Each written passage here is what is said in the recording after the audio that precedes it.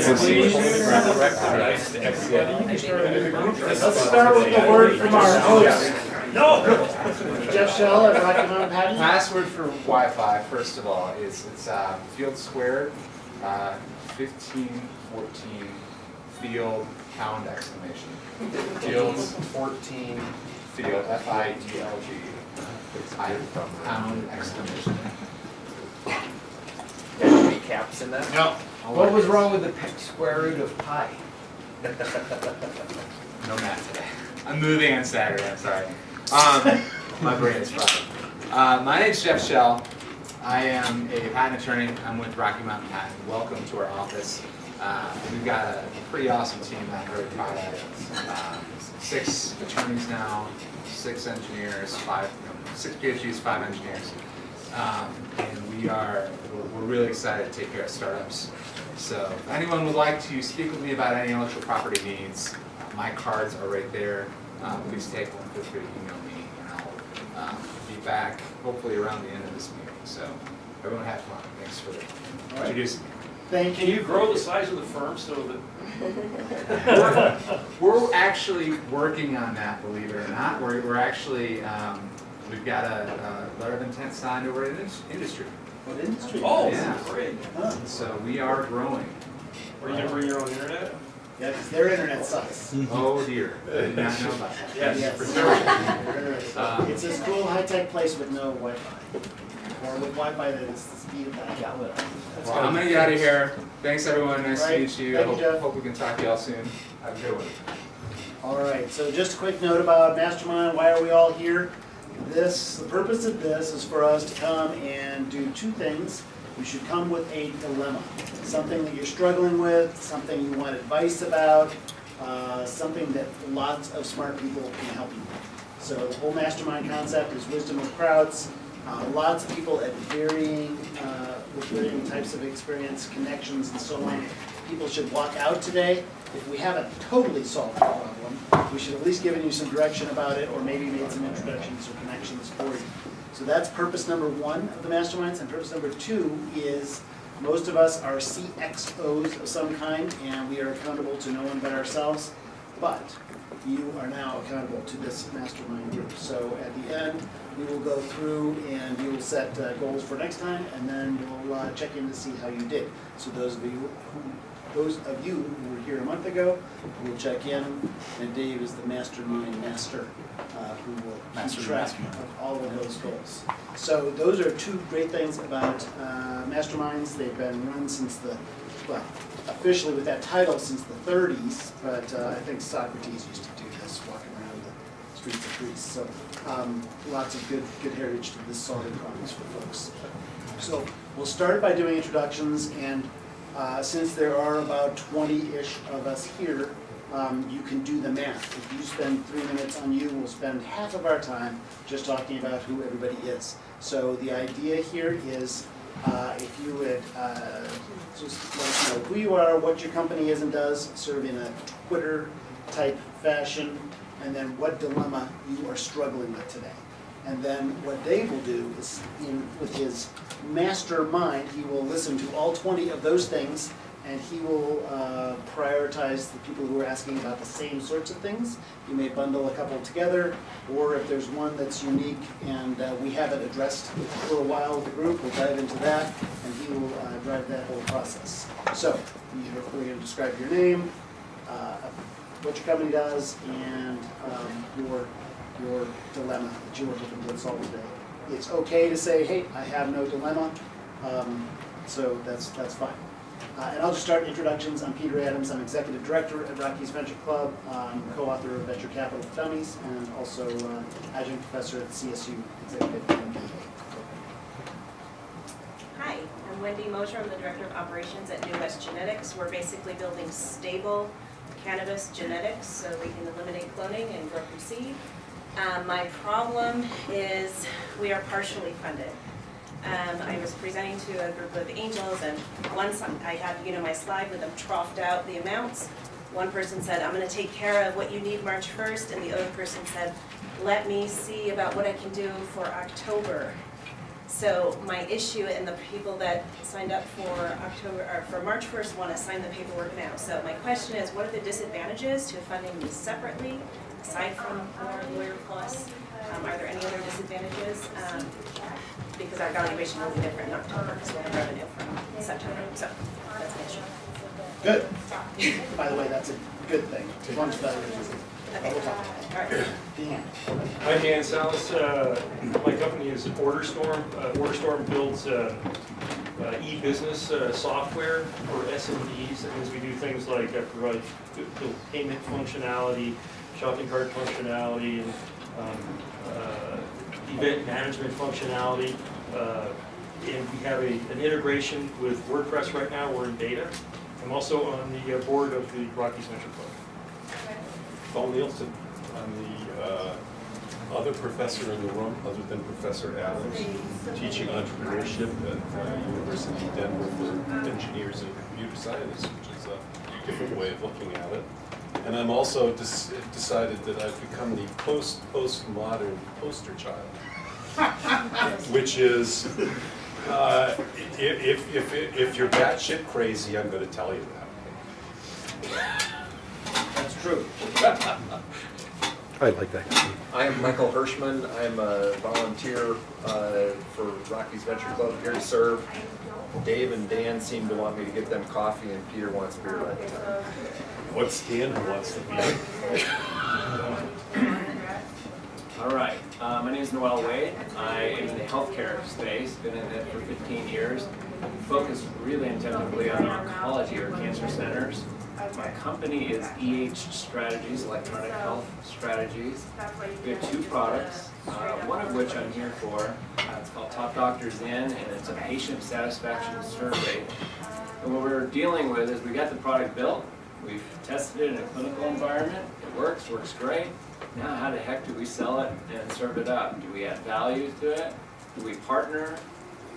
And then who in this community can help me make some of those decisions? I really just need some good advice and maybe some directives around marketing and sales. I'm Cheryl Kellen. My company is VIA. You can think about us as the Lululemon for wearables. Our first wearable is a GPS fitness device with integrated cellular connectivity for live tracking and SOS functionality. It's particularly targeted at women, although our user base is actually 30% male. My dilemma is, we're a company that recently relocated from California because it's so much awesome around here. And what we're grappling with now is, essentially, are we fundable? So we are funded, we've got about $1.4 million in angel funding from a number of Silicon Valley seed funds. We have Vegas Tech Funds, 500 startups, Lemnos Labs, and then we did about another $1 million off of AngelList. So $1.4 million in financing already, plus a lot of crowdfunding and sales. But we're at an inflection point. We can't grow anymore without any capital in. So we've been shipping for 9 months. We've got a top-rated product on Amazon, but we haven't hit the sales momentum to be able to continue bootstrapping and self-fund, but we're in a competitive space. So I need to know, if it's fundable, and if so, the type of investors I should be looking at. VIA, V-I-A. We just call it VIA. And Amazon? Yep, you can look under VIA GPS. GPS. That's been the top-rated one there. Better than Garmin, better than TomTom, better than them all. Sweet. I'm doing introductions. So who you are, what your company is, and the dilemma you would like us to solve. So my name's Steve Coffrin, and I own a company called the Cultivar Group. We help companies be more profitable. So I'm just here. I spoke with Dave about joining the club, and he thought I should come and check it out and see what that restaurant is all about. Jason Wilcox. I'm with a company called Helix DC. We do software development. We're in the IT and university space. My dilemma today is, after last month being here, I was told, in no uncertain terms, that our message sucked, things like that. So there you go. Maybe he's back for more. So having taken that to heart, I think the biggest problem that we face right now is We have two products that, from our standpoint, we feel like they're very complementary, but they're in different spaces. It's hard to explain them to be complementary. So we're looking at, do we move forward with one, do we move forward with both, or how do we make it happen? My name's Brian Noble, and I'm working on a mobile app called Money Carta. Basically what we're doing is it takes your personal finances and it gives you a score so you understand how you're doing, and then it gives you a to-do list based on that score, how to improve. Over the past year, I was able to raise a friend's family and fool's round, and as we near launch, I'm trying to prepare myself for this next angel round of invest fundraising. My dilemma is the best use of the limited capital that I have left to position myself to be a good candidate for angel funding. Is it more focused on product improvement based on what we've learned and will continue to learn on testing? Is it marketing? What's the combination of that? Yep. What is that? Marketing, okay. So done, see you guys. My name's Barry Tier. I have over 30 years of wireless experience. Today I'm representing a group called the Agora Projects. We have a modern day gazebo that's solar powered, that's a Wi-Fi hotspot, provides opportunities for users to charge. It'll hold up to 80 people undercover. No major problem today, just looking to help others. I'm Richard Chisholm. Basically, I had a small business that went away, and stayed home, remodeled the house, and took care of the kids. And I developed several different products over the years. And recently, I took the next level class through the SBDC, wrote a business plan for a very simple minimum value product. I also went to the Ice House Entrepreneurship, and through all that, they referred me to this. And I'm just sort of wondering, how can I, possibly get funding for some of my larger projects without divulging, intellectual property. So that's where I'm at. Have you talked to Jeff? Shell? No.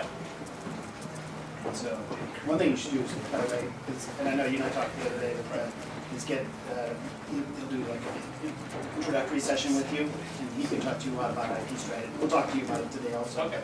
He's super smart, and give you some direction about strategies there. Jeff, what's his last name? SCHELL. He's the CEO of Rocky Compact. He's got cards there. Our host, we brought you chips and beer today. So, Hi, my name is Jim Lackey, and I'm one of those CXO guys that he was talking about, kind of between gigs, and with specialization in operations, finance, business development. Built a couple of businesses, and really, I don't have a real dilemma, well, other than my next gig, but I'm here to kind of listen and participate and help if I can. Great. I'm Kevin Morningstar. I'm a longtime veteran of the medical device manufacturing industry, and I'm also a regulatory consultant.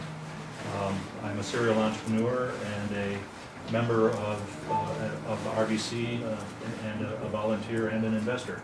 My dilemma is I want to raise money for my next startup. I don't know what it is yet. Is it too early? Kevin, have you moved on? Is that where we just started? Sort of. It's new news. Oh, wow, okay. Blank check, is that an option? All right, well, you got an easy one too. The answer is yes, it's too early. Okay, Ryan. I'm Ryan Diebel. I'm working on a home automation device and software company called Building Brains.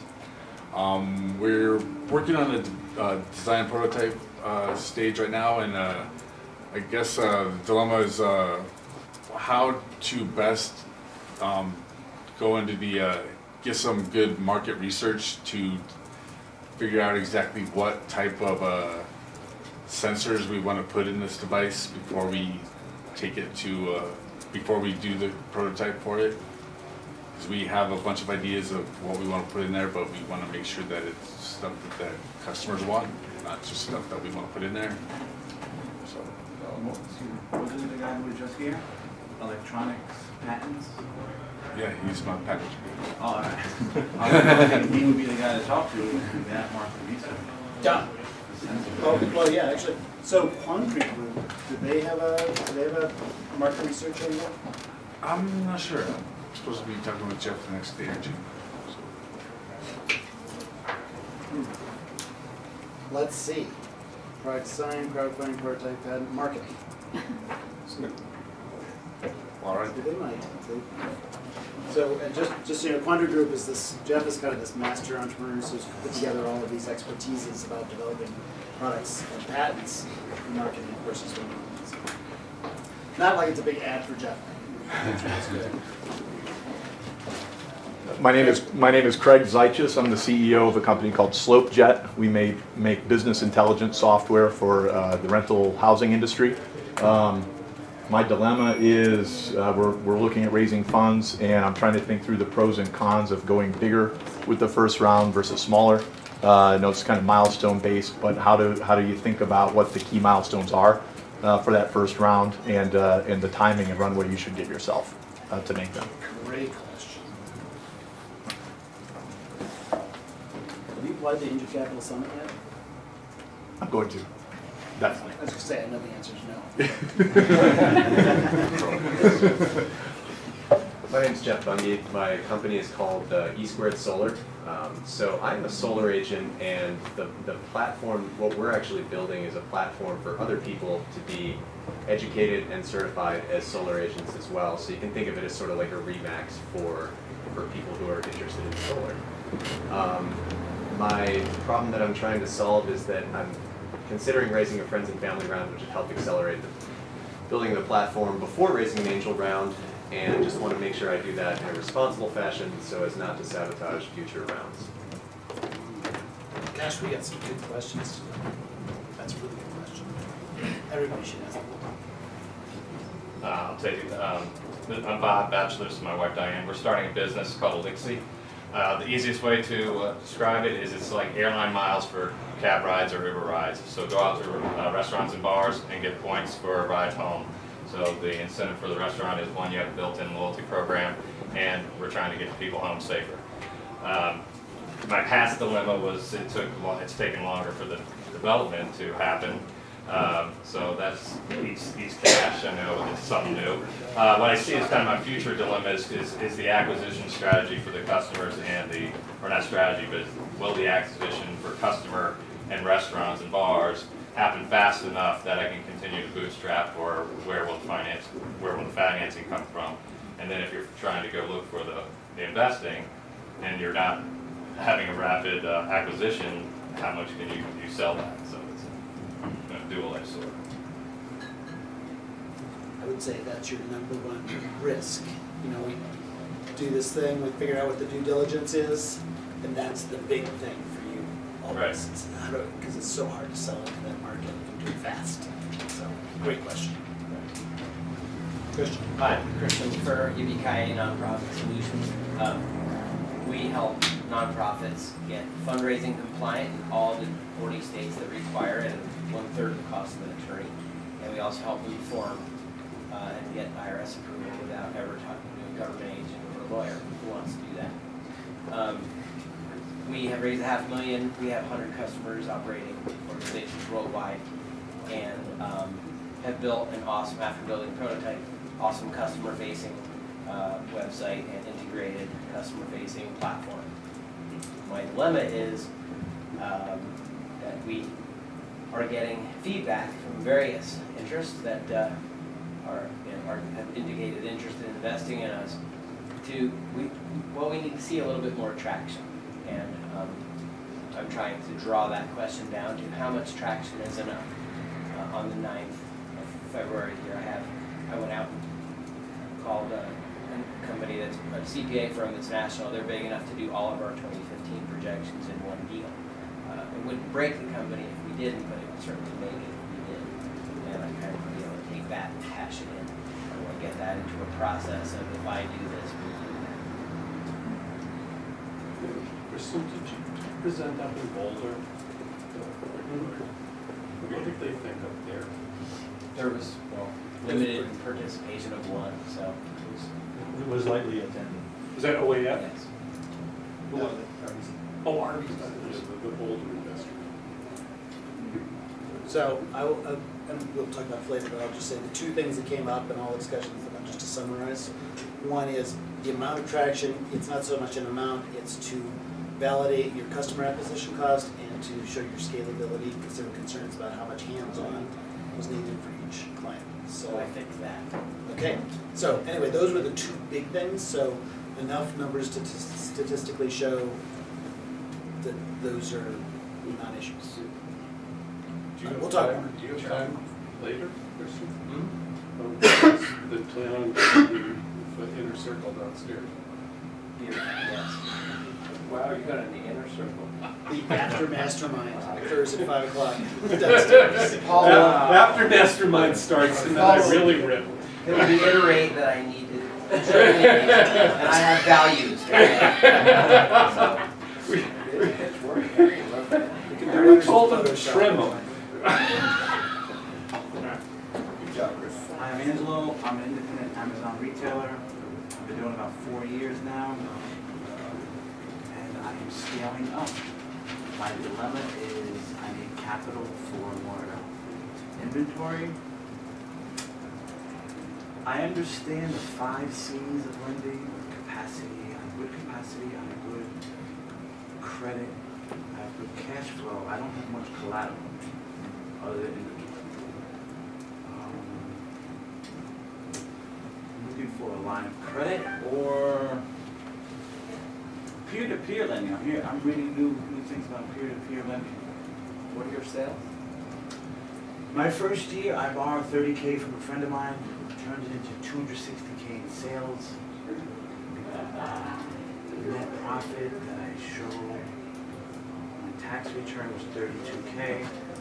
This year, with the same $30K, I have $460K in sales. I didn't do my tax return yet, but it's the same $30K, and it's like,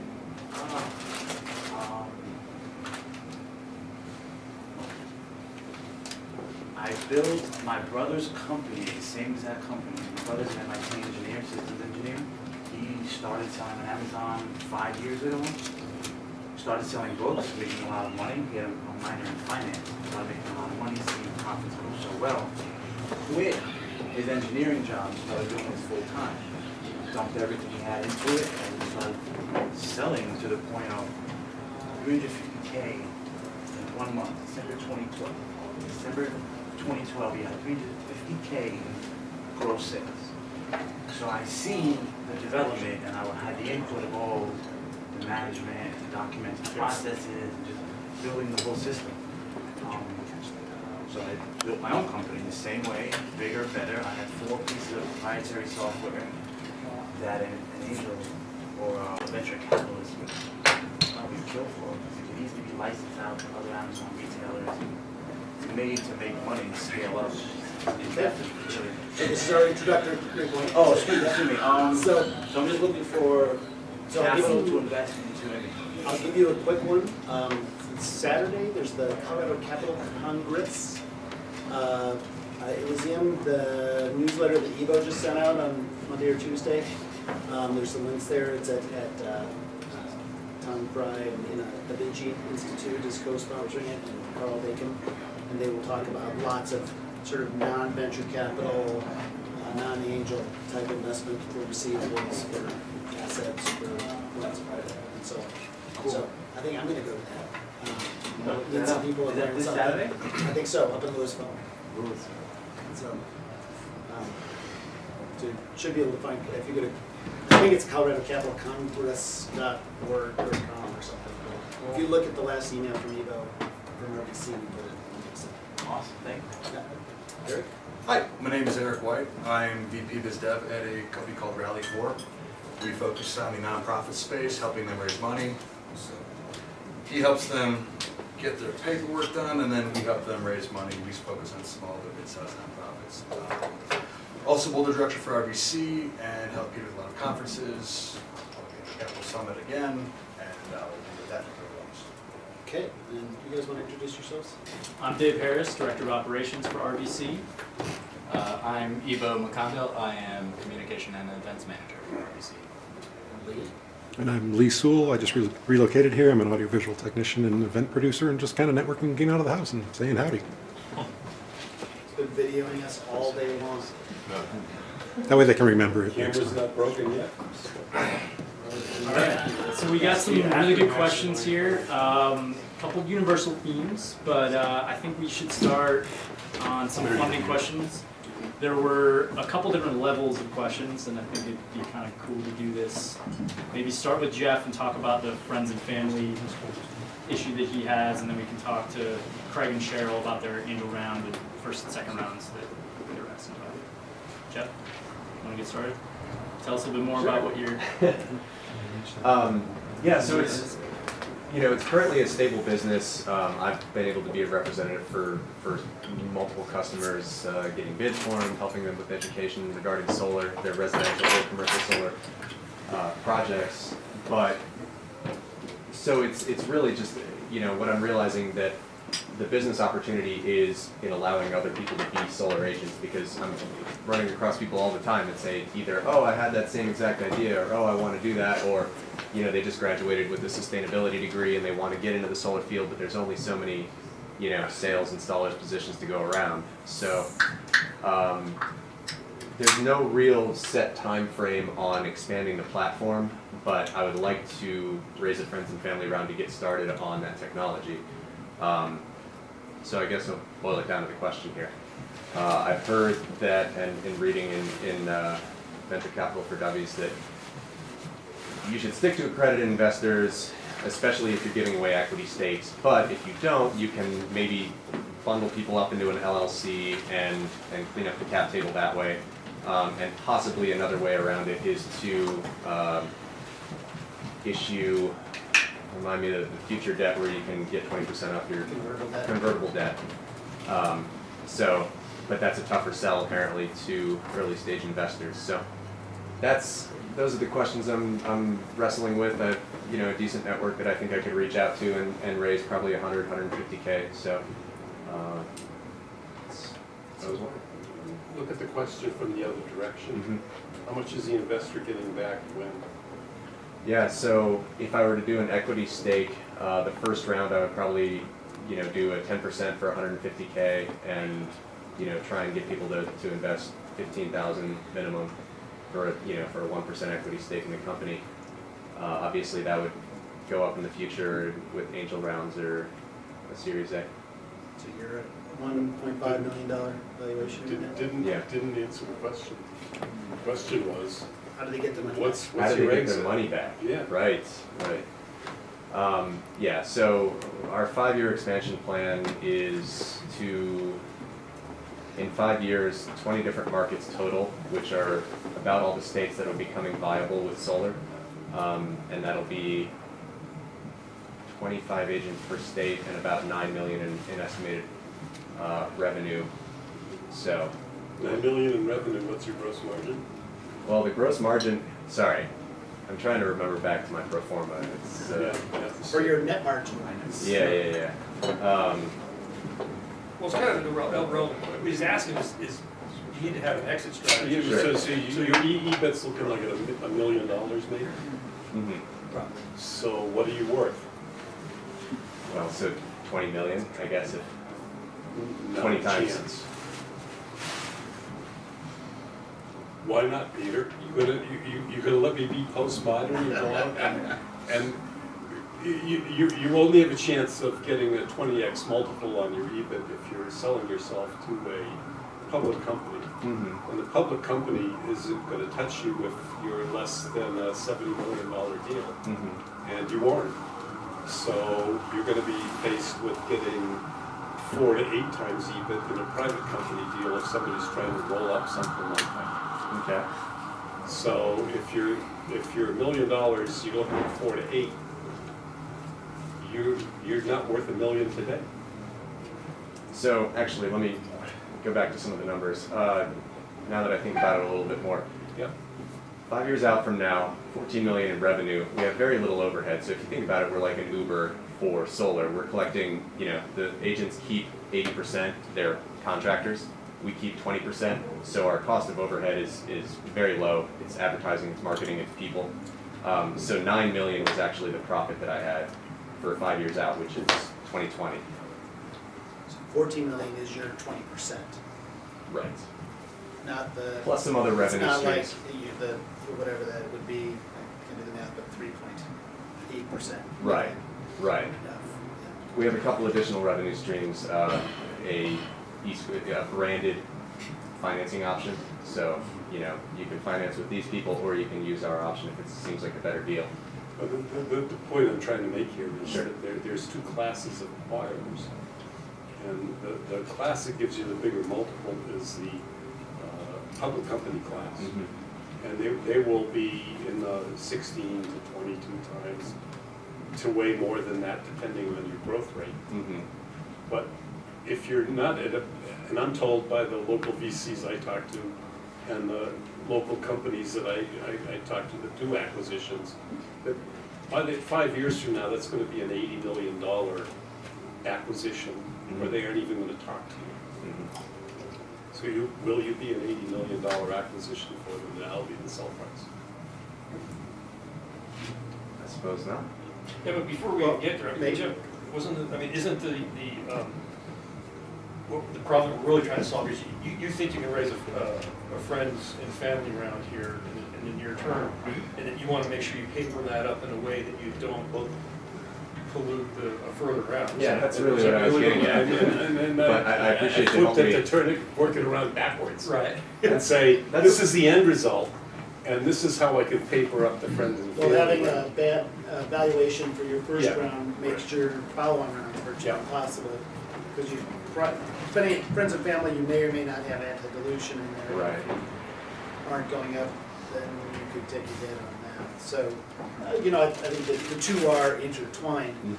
As anybody who's been here for a while knows, we always look at, you know, second habit of highly successful people begin with the end in mind. And so this idea of the exit is you should design there's two customers you're always thinking about. One is people who are, well, actually in your case, you almost have three.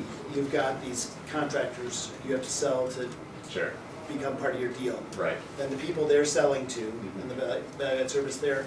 And then the third, but most important, is who's ever going to buy your company. Right. You've already thought about the first two. You've got people to do this, that they're paying you, it's working great, you're growing, that's cool. Now you got to think about the third. Right. And the story, you know, as you're going through what Paul was walking you through, it's about the story. You start to think, well, who would these people be, and what would drive the multiples of EBITDA or revenue that they would pay you? Right. And it has to do with their strategy, and you have to get your crystal ball out and look at all of the people who would be doing acquisitions in 5 years and what you would have that they wouldn't, and where that works. Would it be like a roll-up strategy into one of the big national companies? Right. We're already starting to see a lot of consolidation, and if you can be like this, you know, nationwide service arm to them, that can be really valuable if they need to grow fast. So by thinking about those, and then you can be designing the company so that you're maximizing your return and your investors' return at the end. Then the stronger that story is, then that's how you can support your valuation.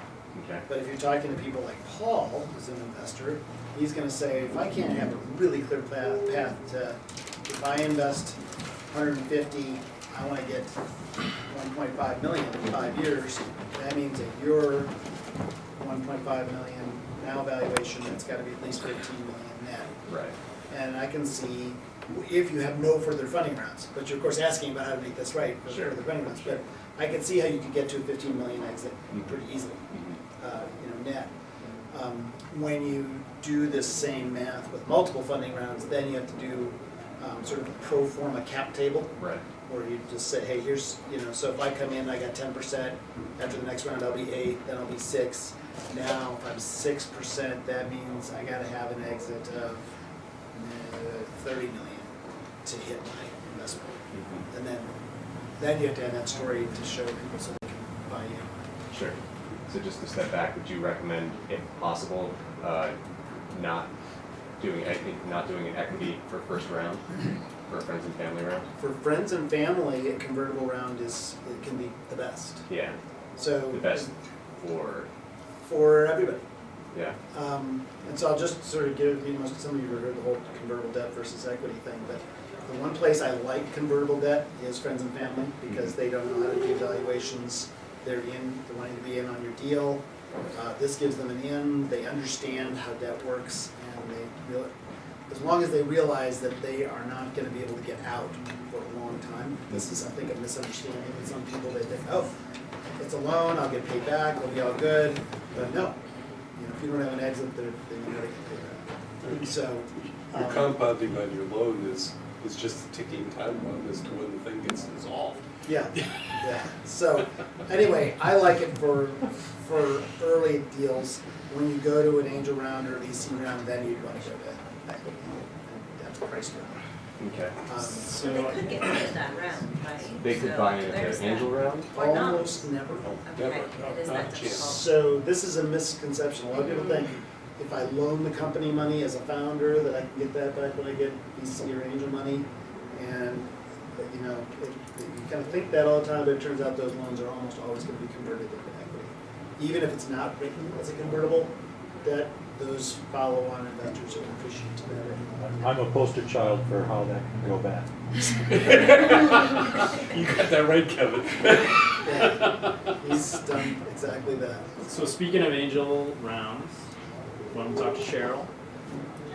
Well, I got one quick other thing I want to just say about it, a caveat. You talked about hiding non-accredited investors behind a single-purpose LLC, and I just want to make sure you understand that it does clean up the cap table and it does make it better, and VCs will see that a little bit better, but as far as the SEC is concerned and VCs, it's a transparent screen there. And so you get up to 35 accredited and non-accredited investors, and if you had 36 in an LLC, that counts as 36. So it doesn't count as one. It all flows through, so you You can't. can have up to 35, but no more. Is that Right. Okay. Yeah, and there's two ways to look at this, and one is how many can I legally have, and how many are VCs going to be comfortable that I have. Right. So these guys are actually, even though they're behind an LLC, they're still on your cap table as far as VCs are concerned. So the fewer non-accrediteds you have, the more VC friendly your deal is. So if I can Please. interrupt, Professor Adams. The whole point that I was trying to make is that you need to consider your entire life cycle. Start to finish, to the end, and have all the waypoints mapped out and everything else. And you want to work at your numbers both ways, at the start into the final number, and at the final number back to the start. And if you get any big gaps, discrepancies, there's something wrong somewhere. Are there templates available, like Excel files or something that are already set up to do You that? get a bunch of those tools. Like, you've been in our workshops, you get the whole bunch of tools after each workshop. I never got it. Can I fire one more quick question in there before we move on? Sure. That 6 to 8% compound, and you mentioned that it was a ticking time bomb. When can the investors get out? Exit.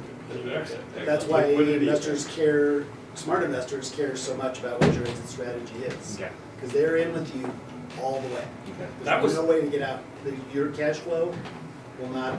But if you're convertible debt, and then it converts to equity, then you're out of the ticking time bomb. And that was his original question, is when he's asking about an exit strategy, or your exit, not how much money we're gonna be making in 5 years, but Right. we're gonna be acquired, we're gonna IPO, Yeah. something else is going Right. Yeah, the exit's a little tough. I mean, Solar City has bought marketing companies before, but our whole platform is based on comparison of multiple solar providers. So to really sell the one. Yeah, typically it's gonna be an acquisition. Right. And that's why he's focusing on that kind of acquisition. But going back to the friends and family, if you can raise a friends and family around, I'm sure they'll do convertible. That's the best way for you to go. Thanks. And then send them back to the RVC when you're done closing. Okay. And there's other deals for them to invest in. Thanks for the help. Real quick, sorry. I was struggling with the same thing you were a year ago as I was entering my friend's family and rules round.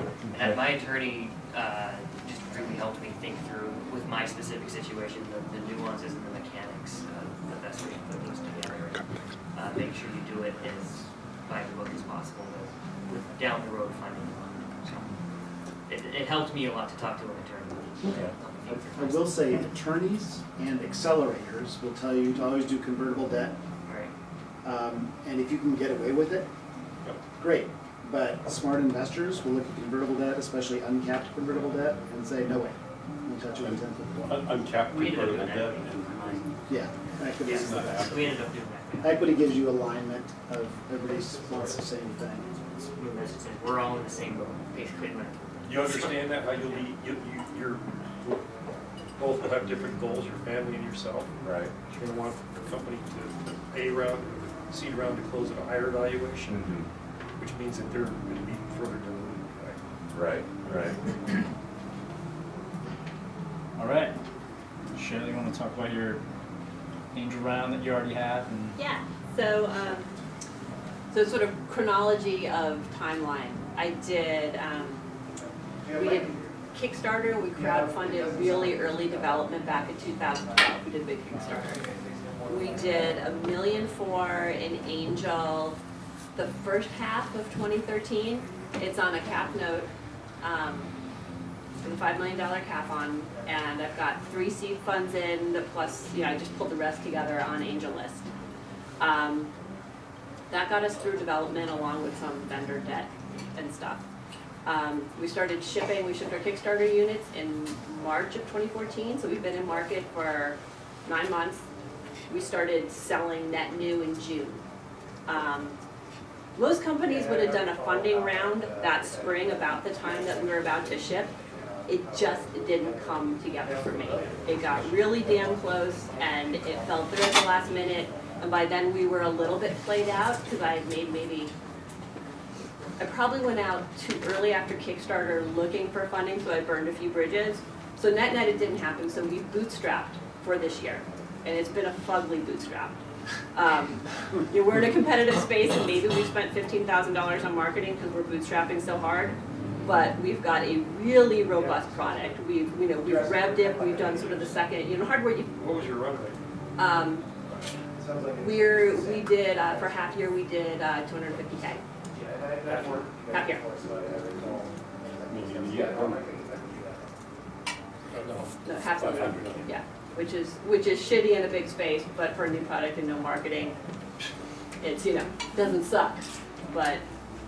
I just researched, you have 5 stars, 77 reviews. Yes. And that's really great. To be selling for half a year, I've been selling on Amazon for 4 years, that's really great. And to be selling at a $250 price point on Amazon, that's like exceptional. Yep. To have. We've got a really solid product, a really loyal customer base. We cannot, the reason our sales are not higher is because we've been doing it on fumes. But you've raised a $1.4 million $1.4 million convertible note to get us through development. So that was on the back of our Kickstarter success. So I haven't raised anything since we started shipping the product. And when did that deal close for the 1.4?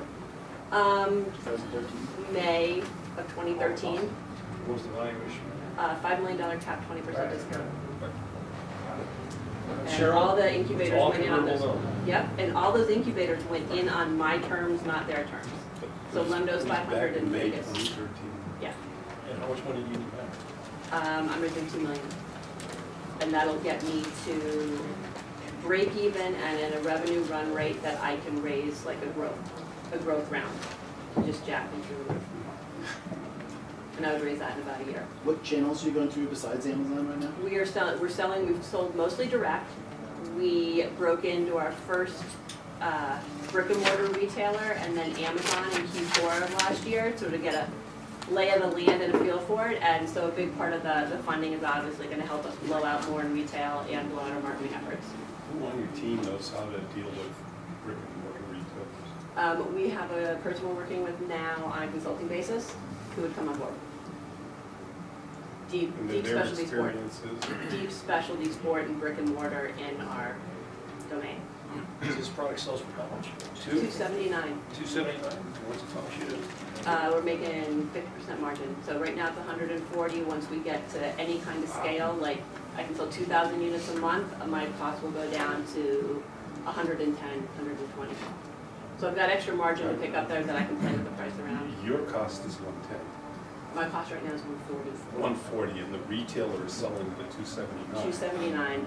Most of my sales are direct. My average price I'm getting from my retailers now is about 229. I'm getting 235 from Amazon. Someone had a little bit of market momentum, and someone had Amazon call her about stocking it. Really? That's awesome. So, Yep, 235 from Amazon. So I'm sitting here just doing the numbers in my head real quick, and I'm not real familiar with the space. But I'm saying the margin's too small. The typical retail margin for electronics in this space is between 20 and 30 points.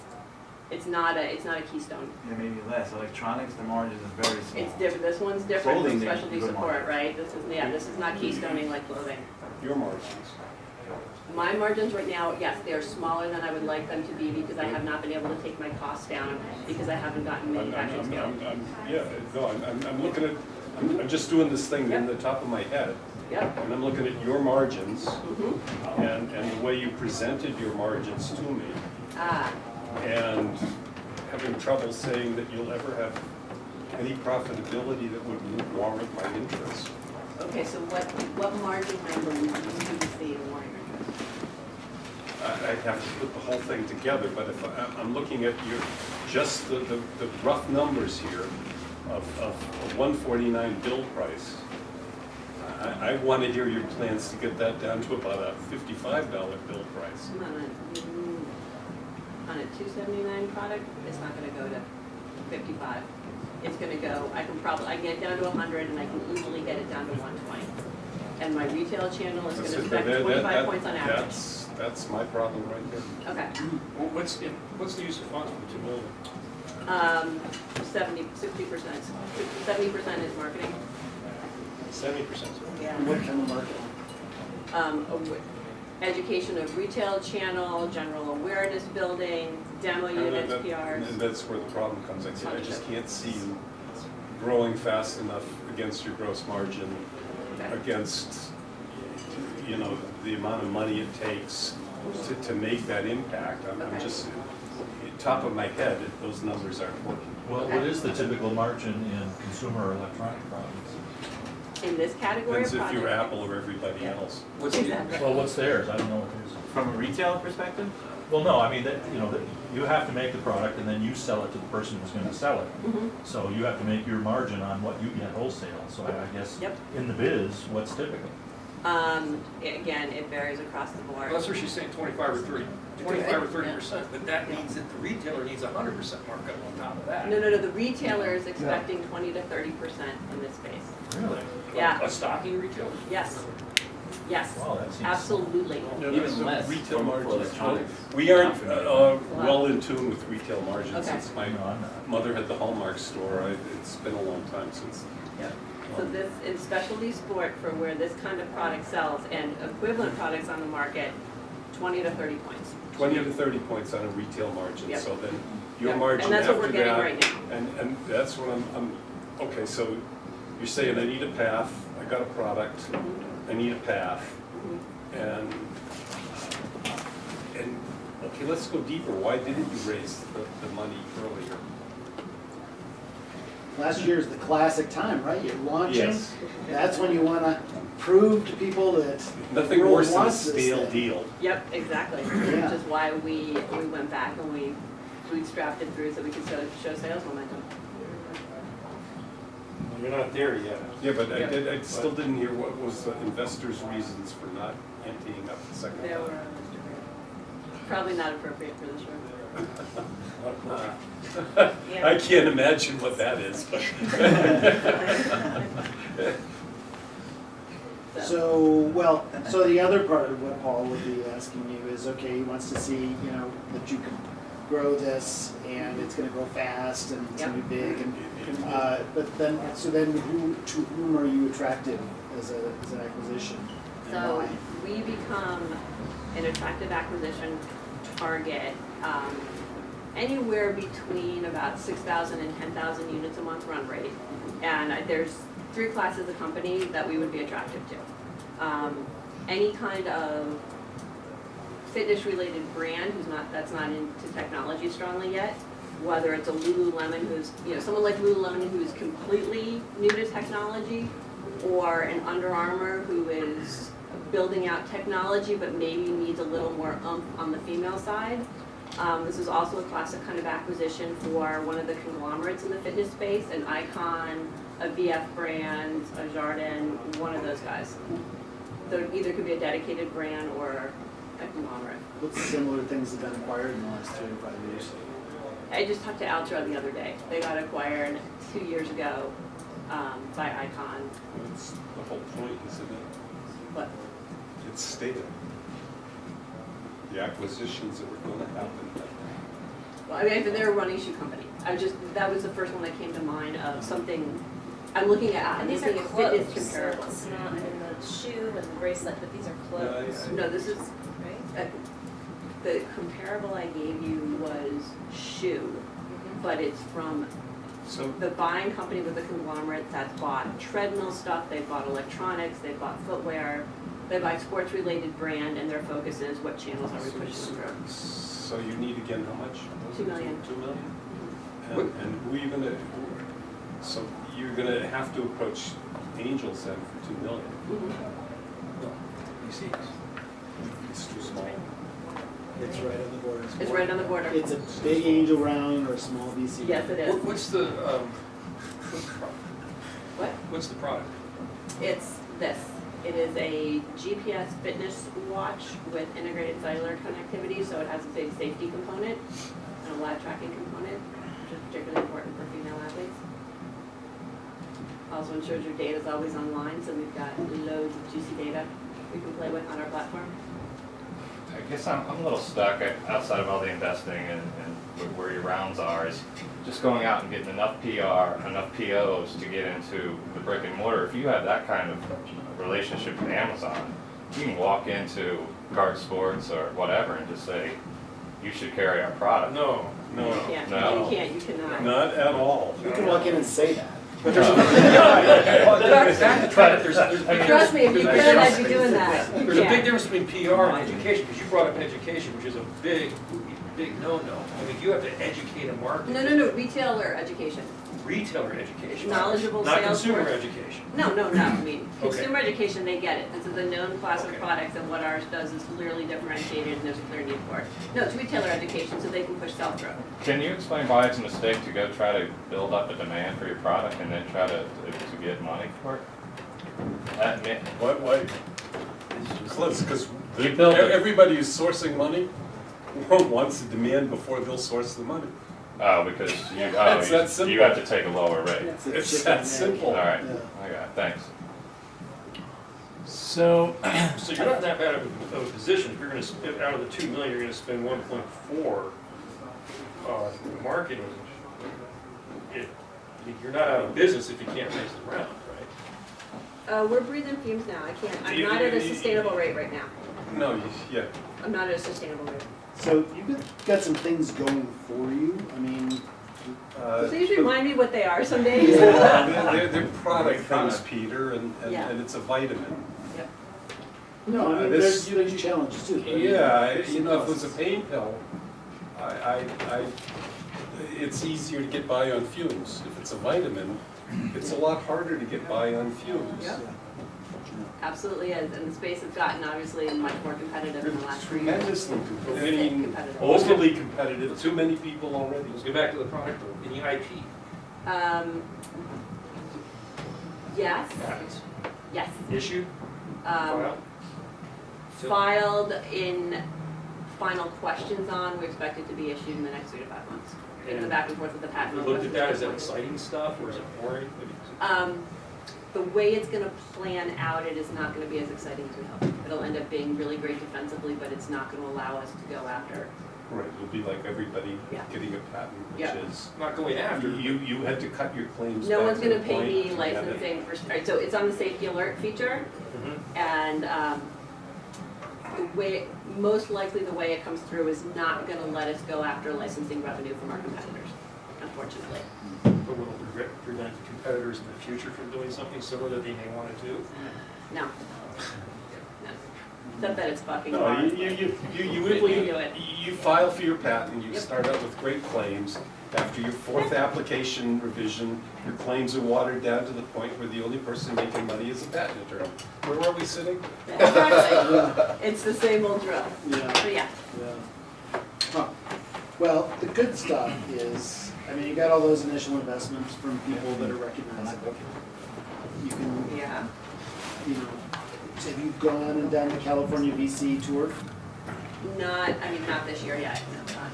I mean, again, Yes. beginning of 2014, and then I pulled the deal back. We started shipping. What is the total market for wearables? Does anybody have a good number? Yes, I don't believe ABI Research does a top-down number that they validate with all the competitors in the space bottom up. And this year, it's going to be just shy of a $2 billion market for GPS fitness devices. It's a big fucking market. Garmin owns 75% share. So you're done. Why would Garmin wanna buy you? You can't beat Garmin. What do you have at Garmin?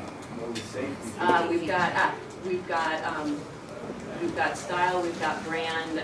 I mean, technology anyone can do. If you tell me you're going to compete against No one. They acquire really. They just acquired some strange like radar technology. They acquire raw technology, and then they move it to Kansas and build it themselves. If I got a couple billion in revenue, I'm going to build whatever the hell I want. Period. So, all right, we mentioned IP, right? We mentioned total addressable market, mentioned possible acquirers. Why don't we talk about what those other milestones are to get to that first round, and that'll touch on Craig's question and hopefully Brian's question a little bit about getting to that angel round. Craig, do you want to maybe ask more of a specific question from before? Well, let me just stand up since I'm kind of in the back here.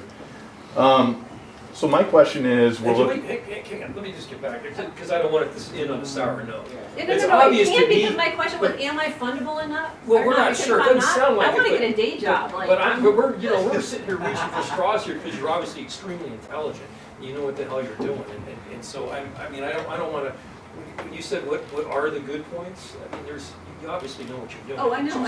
Yeah. Hamlet, the capital No, conference. no, no, no, no. Yeah. No, I know what I'm doing, but I really need to make that tough gut call. As you know, we've been limping along, hoping we can get to that milestone where a raise would be easy. And if it's not going to happen, I want to wrap the baby up and go find something good to do with my time. As much as we love it, and as much progress as we make, and as much market love there is for the product, if I can't get the money to grow it to the number I need, I can't bootstrap it there. Yeah. So There's more reason, Peter, to add to this product? I mean, I know you consider additional IP, make it. But there's a million things we want to do, but I mean, you cannot invest more into this. You need this round, is where you're at. Oh yeah. Okay. product's I just wanna done. be This clear. is a marketing. This is a marketing I just want to make sure everybody's Yeah. clear, okay. Yeah, This is it's a little bit, you know, and you already know this, but I wish you'd raised the money last spring, right? And we can have a long discussion about the raise environment in Silicon Valley when a 42-year-old woman goes into pitch. Yeah. And my incubator could give you a lot of backing up on that too. It's a special kind of process. I know. There's not a lot of me.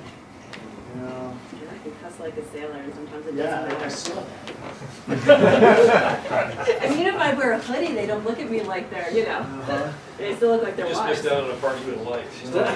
Age bias. Age bias. Am I the oldest person in the room?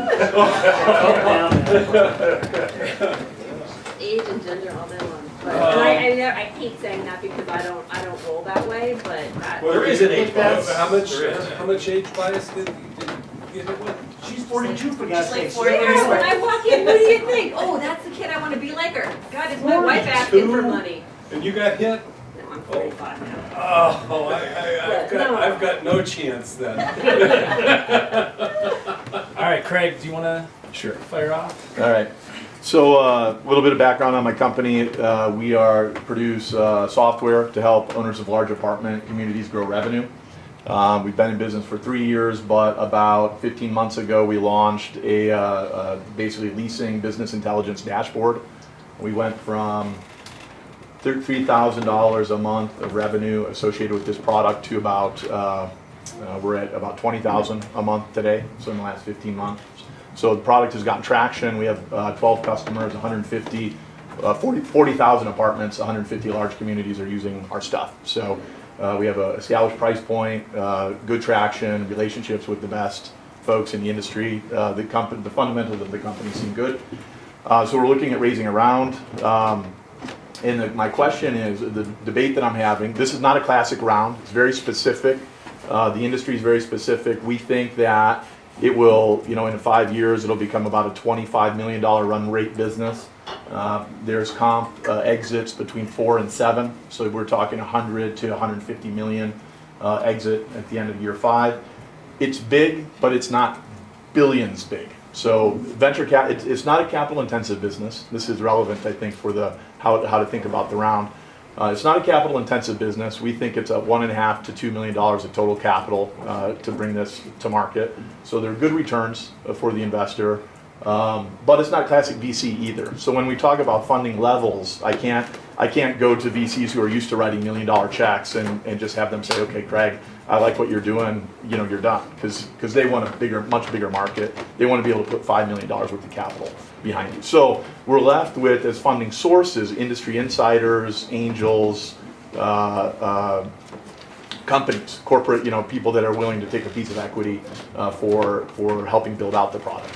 So that's a bit of background on where we are, and we're looking at, the original pitch deck has $1 million target for the first round.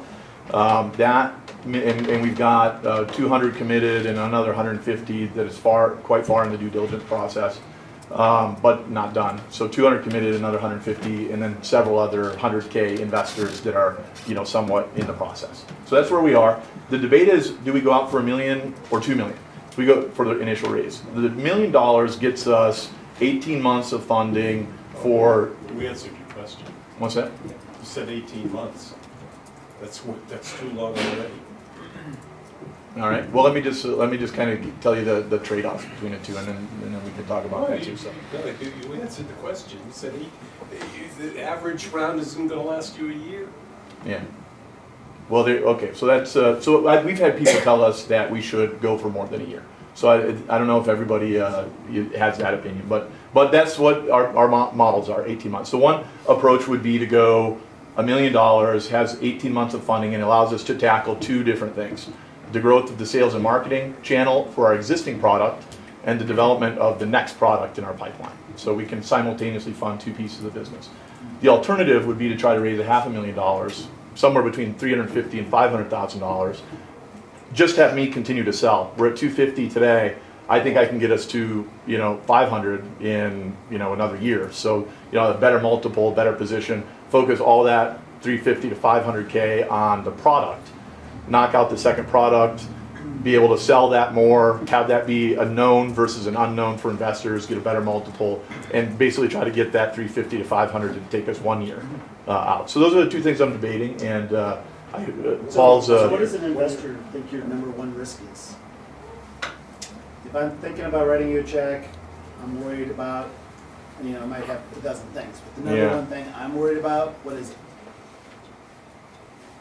I think that what we're hearing most is the market size. I don't know if it's a risk, but that's the thing. That's the pushback that we get from. The market size is too small. Yeah, the multi-unit that is enough to require this management software where there's an ROI that they can pay for it. I think that there's an acknowledgement that they will pay for it because we have 150 properties that are paying $200 a month for it. So I think there's an acknowledgement that they'll pay for it and that there's a need.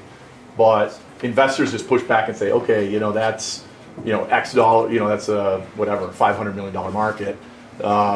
We want more. So that's kind of where people push back. They haven't pushed back so much about they've talked to our, people who do any due diligence, it's very easy to kind of just pick up a phone and call a person that has large rental communities. So that the market piece, they can de-risk, I think, fairly, the customer value piece, they can de-risk. Why is this TAM small? I'm confused. What makes this so small? It's a very price sensitive segment, so people don't, despite people, over 500 billion of leases, 560 billion of leases are signed a year, and this can actually impact total revenue by a percentage. So it's a $5.6 billion pure margin financial opportunity. So why don't people buy stuff? In this industry, people just don't buy stuff because they don't believe it's going to happen, or it's all about cost management. So the industry's changing. People are spending a lot more money. There's been adoption of revenue management software, which similarly drives top line, has happened over the last 5 to 7 years. So the industry's changing, but in general, there's a reluctance to spend a lot. Is your target market single property owners or property management companies? It's owner, well, we sell to both today, but our average size is about, it's easier to sell to an owner because all the benefits accrue to an owner versus a third-party manager. And the mix, that's probably 80% towards owners and 20% towards property management companies. But that's changing a bit, so.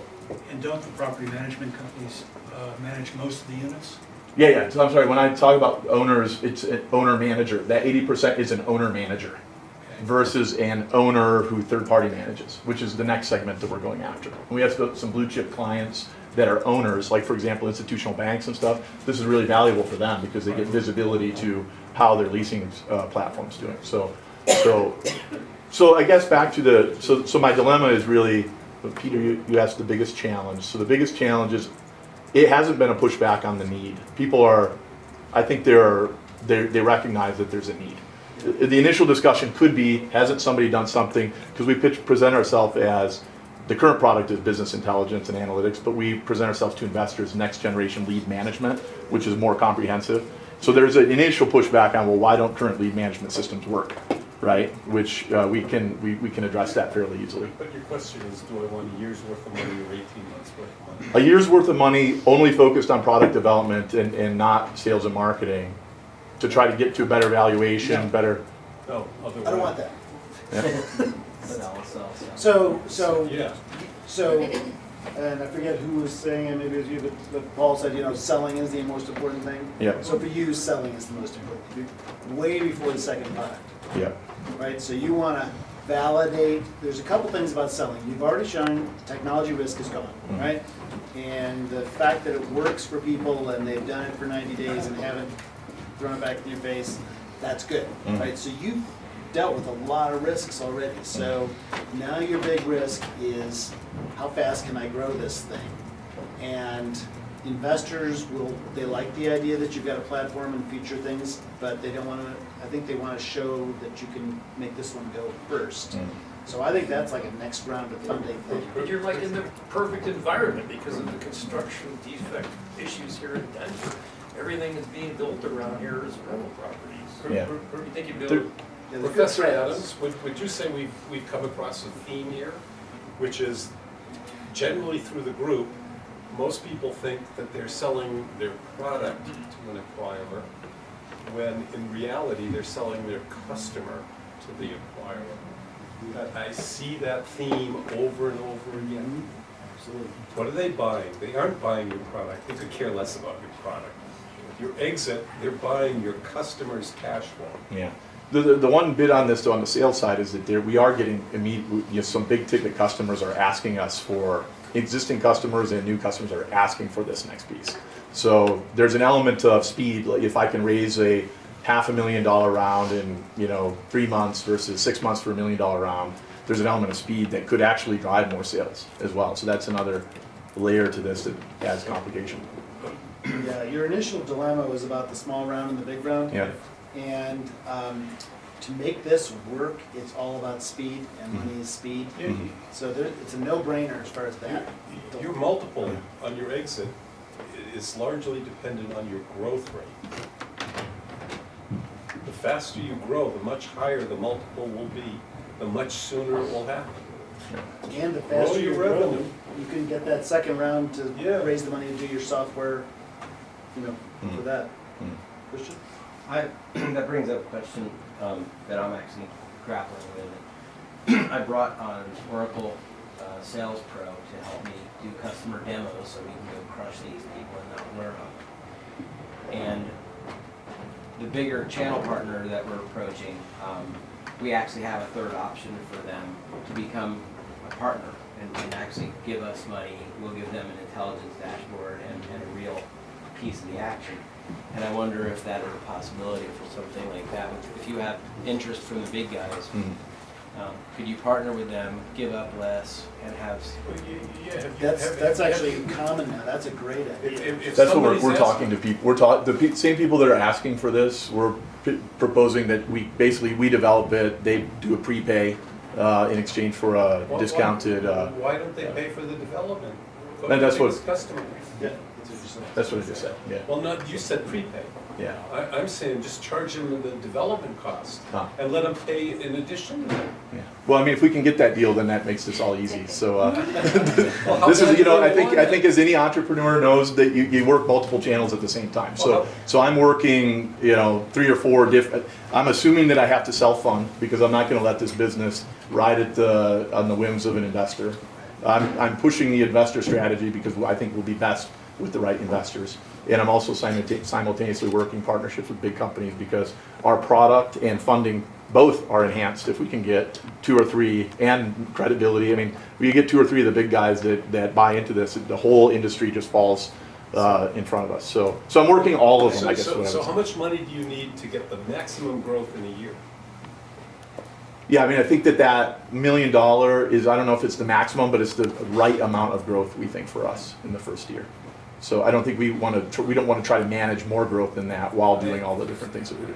I mean, you should be looking in year chunks as you're raising your money. And you should be trying to, your use of funds should be to maximize your growth in that year. Right. And you're right about the 18-month, that's what they usually say the runway is going to be. But ask Eric how fast a company can burn through cash. It's usually a year. If they think it's 18 months, it's usually a year. Sometimes less. It's a lot less. Burns fast. So is an alternative a middle ground where I look at a year where I do both sales and marketing and $1 million becomes $650? I mean, is it wrong to think about it in 18 months? I guess that's the question. I don't like a hybrid where you raise $1 million and it's all marketing, and then you use Christian's strategy simultaneously to work on those partners to fund the software part. Yeah. You know, that's more of a however they do it, but the numbers will speak for I'll themselves. take full credit for my Oracle guy's idea. The numbers will speak for themselves if you just run the numbers. How much money for how much revenue gives me what multiple?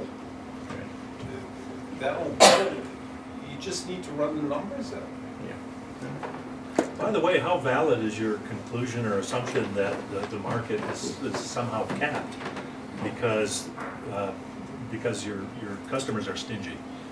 I mean, after hearing you, I think that is valid.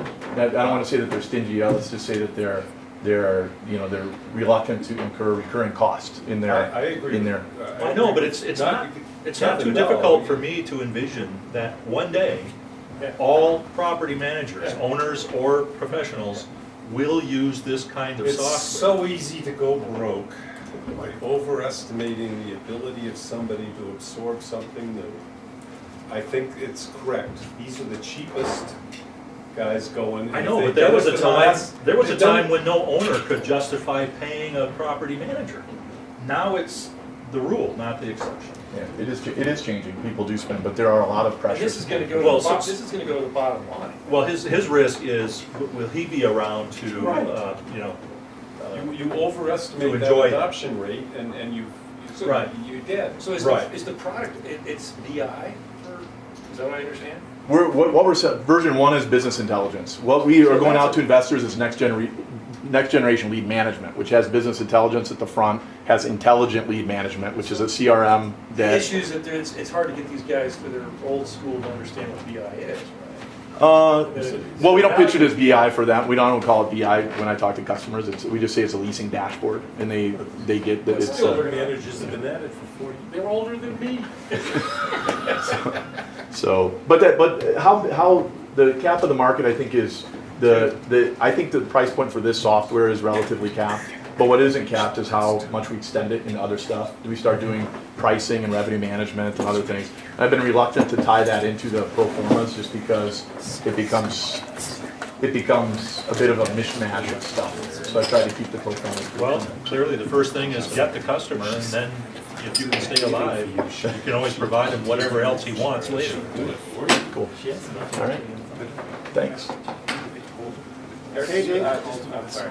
If you own do you own the IP for this product? I heard you say you bought it. I just want to make sure. You have exclusivity, you own it, you own the IP, everything. We do. Yeah, we have a patent for the IP. The claims haven't been, it's filed, so it hasn't been issued yet, but we filed a very broad patent, and we did a lot of this stuff. We filed a provisional, and then we filed a non-provisional, and our provisional was filed, or non-provisional was filed before the first two, while it was still first to invent versus first to file. So our effective date's going to be back in like 2012. So I think we have a good position on the patent, assuming it all goes through. And none of these large managers, property managers, food managers has developed their own system to. No. What's the competition? Competition is existing lead management guys moving this direction. So why don't we kind of talk about sales and marketing? Noel, you want to talk about your issue that you're having with? Well, I think fundamentally a lot of people have some sales and marketing issues. I've been in sales and marketing pretty much my whole life in the healthcare space. Peter, last year, I showed him Top Doctors. It was front-facing a website to rate and review your physician, and then within the clinic, we have an application to rate and review and survey your experience. So completely third party. Peter's suggestion was Peter challenged me with how do you sell to physicians, clinics, practices. In your cases, it might be your customers, small customers, mom and pops that are just pounded with lots and lots of different products. Peter especially pointed out physicians and healthcare and in the specialty healthcare space are especially pounded because they do have revenue, they have money, and people assume a lot of things too. So patient experience, patient surveying. One last thing on that, there is a lot of folks doing this at the very highest levels in hospitals and very large practices. It's now part of your healthcare reform that you report patient experience data back to the federal government. So this is a very untapped territory. Nobody knows where healthcare is going, let alone even somebody who's been in it as long as I have.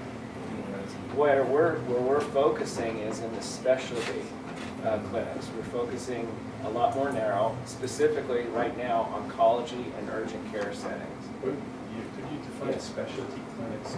Specialty clinics would be like your urgent care center right down the road here. That doesn't sound like specialty. That sounds like I'm hurt and I gotta get fixed. Let's just say not a general practice. Okay. Just not a general practice. And we could focus on just general practice. No, everybody but your GP. Yeah, and oncology or cancer centers is a specialty. Orthopedics is a specialty. So what happens when you do ratings and reviews in healthcare, you're only rating sort of the general spectrum of your experience. You're not really understanding what your patients are, or what they're doing, what they're experiencing, especially in these specialties. So most of your valuable input is not even tapped into.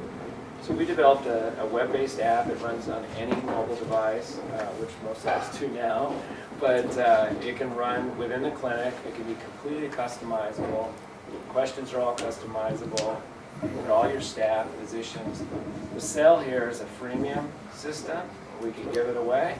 The premium version is reports and analytics, which we have an analytics engine for understanding your patient experience.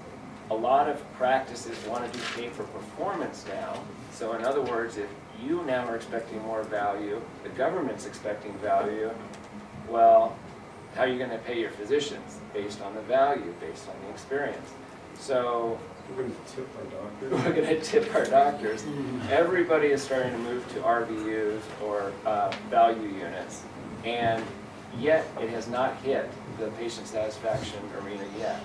So how do you sell to these practices that are getting pounded? Peter challenged me last year and he said, look at partners, look at grouping your application with another application to add more value. So this is basically the startup portion of what I'm doing. And I think many of us in this room have a startup portion, and how do you sell it, how do you get it out there? So, One yes. question, if it's for the federal government to regulate in those niches, can they back you with an endorsement or something, like? So two things, the big companies that are doing surveys, which you would do in a hospital setting right now, those are all being, this is basically about 30 questions. It's real general experience questions, but when it comes to like, how is your care in this oncology clinic, there's nobody collecting that data at that level. So for a practice to understand how the patient's experience was, it's not being done. Maybe a paper survey, you guys have filled them out every once in a while, and they go into a drawer. There's very little being done on the application side. The federal government does not ask for that information at this time. Does that end up being HIPAA? No, that's It's not mandated yet, but it will be. It's going to be mandated as value-based care starts to get pushed out further into the group, into the specialty practices. Right now, it's at the very highest level. And that data is going to the federal government in order to reimburse those hospitals and those large practices. It makes sense, for sure. So basically, our market is any small practice, okay? But before it actually hits, Your problem is customer acquisition. it's customer acquisition, which is a few of our problems here. So, I just gotta tell him it's there, and they're like, sure, I can turn no hobbit. well, and he woke me up when he said that. You know, physicians, doctors, clinics getting counted all the time. I mean, people walking in the door. Extremely expensive to market to. These people are busy and they want probably, you know, I've known some doctors, and I was working with a doctor a while back, and they're worked so hard, they have 2 minutes and they want to find out what the value is to them right now, not down the road. Yeah. So what kind of now value can you present to them? Like upselling their patients, perhaps Nothing. by gathering enough Nothing, data. until it's mandated, they're not gonna want this. Well, Unless you get marketing data that helps you up the price ticket on a but customer. he's in a good space because his vitamin is soon to become a pain pill. Right. That's why I started this. Thank you. It is. Yeah, now how long can you hang on before it becomes a pain pill? That's And why how do you get to be the Poison front edge. guy? You gotta be the first guy in line when it turns into a pain pill. My question is, how do you take that data that Yes. you're collecting and turn it into a leverage tool Yes. for the doctor to I know enhance there's revenue? two different questions going on. What's my value proposition if I get in front of the audience, which is the same thing you all are dealing with. What's your value proposition immediately? Pay for performance initiatives are extremely important, but most are not implementing them. So meaning 20-30% of the person's physician's bonuses are based on their performance and their patient satisfaction. And yet nobody's really implementing it because they got no data. You mean the doctors in their group practice? In the group setting, In yeah. the like a group group setting, practice, aren't like a lawyer in a group practice where the comp committee decides that? Well, but there's no analytics, there's no data to say. Well, there isn't for a lawyer either, except revenue. Yeah. So it is all based on revenue at this point, and, oh, he didn't get some major complaint or some lawsuit, so we're okay. So, and until it's mandated, you're absolutely right, so we're potentially before the curve. Well, that's, Good. we see too many people behind the curve. I understand. Being in front of the curve, but. Trying to get Your in question is positions. my question is how long can you hang on? What's the problem? I mean, I can keep hanging on. I have a consulting firm that has analytics software, and we just continue to sell that. But I would like to scale this out. I'd like to make it where I can pitch something, and I'd like to find out, do I have enough to pitch to acquire investing? So the instant it becomes a pain pill, you have to have your entire story completely ready to roll and all the contacts, so that inside of a month you can talk to the 100 most influential people in the country on this pain pill, and that's what and until it's a pain pill,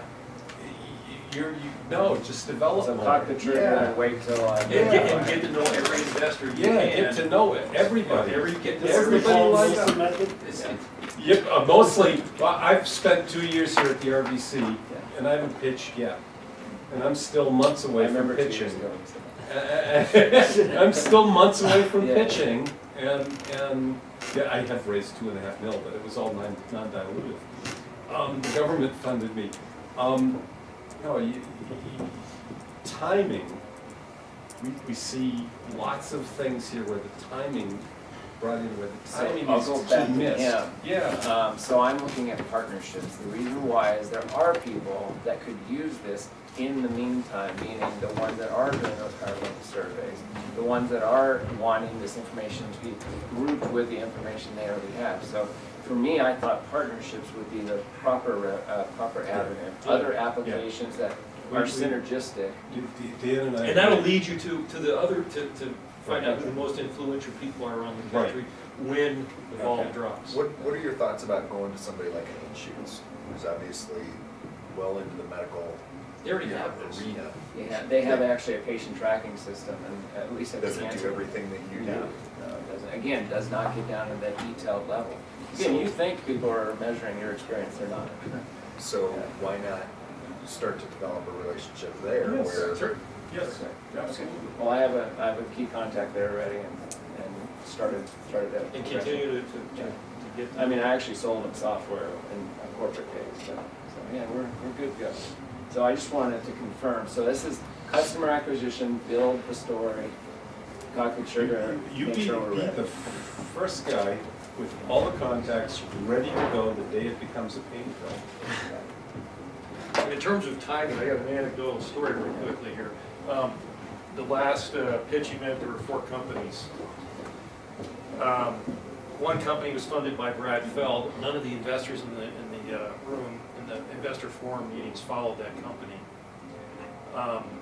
The company did not come here and didn't know, I don't think he knew any of the investors. No, they didn't know anybody. A second company that is got a lead investor from a Rockies Venture Club, well-known investor, almost everybody followed. Okay, the third company was you know me, right? No, it was instinctive. Oh, Yeah. no, the other one was a great security play that didn't know too many people.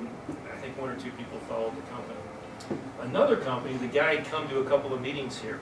His first meeting here, he got ran out on a rail. He's talking about this being hard. Yes. Paul, we went downstairs Peter railed him out on the rail. We went I hit downstairs him when he went downstairs. for beer afterwards, for the after party. And he walked out and we said, you guys never gonna get funded. The guy pitched in this recent event and was outstanding.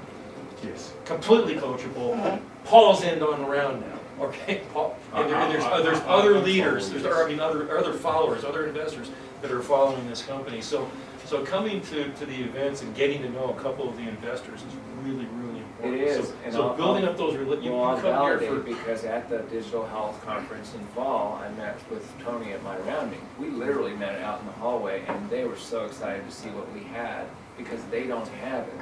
So I think you never know what's going to happen, but it's also really important to narrow focus and be clear. So I ended up pitching them outside after they did the pitch to all of us. Nice. And so now I'm in conversations with them. That's how it works. I pitch everybody all the time.